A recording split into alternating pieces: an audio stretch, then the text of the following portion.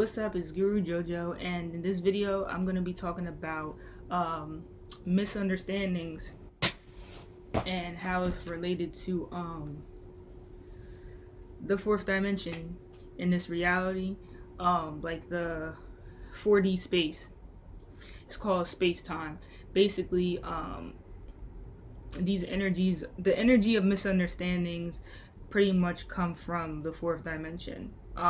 So I'm going to be speaking on misunderstandings on a more deep level and then speak on how it's connected to the fourth dimension. So, first thing is, what is a misunderstanding? Like, why do they occur? So, basically, a misunderstanding is when we put out some type of stimulus and then that stimulus is not being received well for whatever reason.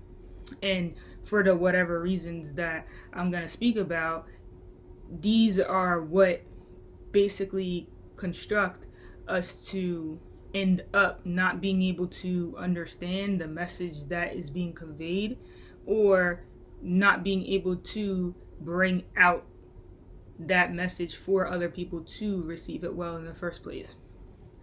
So I have a little bit of notes just in case I leave some stuff out. So basically, the main cause of misunderstandings, though, is from mainly the limitations of our mind, and these limitations are based upon however our brain was shaped in a specific age range, which I forgot what they call it, but it's like there's a specific age in which our brain is shaped more. It's like more fixed. God damn, yo, this is messed up. I should have looked back on this, but there really is like a specific age, and they have like a term for it, but I just can't remember right now. If I remember it, I'ma put it up. But during these times, what we learn is like very, very ingrained in us, and that's why they say like, oh, they soak in information like a sponge, or whatever that quote is that like people say. That's what they mean, because there's a point in time in our life when we learn stuff, it sticks with us, and it starts to subconsciously influence our behaviors and the way that we perceive information, and especially the way that we process information to be perceived. And then obviously like language barriers, and also the mental prisons that we build within our own space. So we build our own limitations. Society builds limitations for us, and then this just starts to govern the way that we perceive our reality. And this is what causes misunderstandings, because to be completely honest, like one person's reality, the way that they're perceiving life based upon their own limitations, is going to be completely different than the way another person perceives things based upon their own limitations that they've experienced. So the other ways, because of just like one's own mental prisons, and one's own lack of understanding something that's different from their own culture, their own belief system. It's weird. It's really weird, because it's like I see this all the time, and I'm just like, yo, if you just like kind of expanded your belief system a little bit, you wouldn't even have this issue in being able to understand other people. It's weird. It'd be like the simplest things, but it's like you're like, if humans have a very limited belief system in which they only believe in one way of seeing the world, and these are things like, this is where belief system starts to turn into like laws and stuff, rather than just like a system of like freeness. Because like really, like this might be a little off topic, but really like beliefs and like religions and philosophies, they're just for us to deal with circumstances in which we can't actually take responsibility for. So for example, like you can't really control another person. Like we try to do little things to do that, but in reality, like you can only like control yourself. But there's like laws, and there's physical limitations in this world. And so that's why they say like let go, let God, because it's like when you start to realize like, oh shit, there's nothing I can physically do to change this situation, you pray. Like you pray and you know what I'm saying, you hope for the best. Like, so that's all it's for. It's like I don't get why people arguing and stuff. Like, why are you arguing over flipping religion? It's supposed to be for those limits. Like if you're physically limited, then you just gotta pray, because it's like people don't get that. Like, you want what you want, but you don't understand that sometimes to get what you want, it messes up a whole bunch of other shit. Like, you may want like a job or something like that, right? But it's like you don't get that there's maybe somebody holding that position right now and they got like 7 kids, and if they lose that job, like they gotta go on food stamps, and the food stamps amount that they're gonna be given is only gonna cover 5 children, and like then 2 children not gonna be able to have food, and then those kids are gonna get scrawny or something like that, and now they're gonna be so when you have a limited mind, when you have a belief that's outdated, basically this then prevents you from being able to understand anything that requires some sort of understanding of a simpler belief, a simpler understanding. Do you get what I'm saying? So I mean, the smallest example I can give for this is like in early childhood learning, right? In like a grammar school, we learn how to do addition and subtraction. We learn the basic math skills. So what if you grew up in a family that's like, nah, we don't believe in addition and subtraction. We don't do that here. Now, how are you supposed to do algebra? How are you supposed to do geometry? You can't even begin to wrap your mind around some geometry and algebra if you don't believe in addition and subtraction.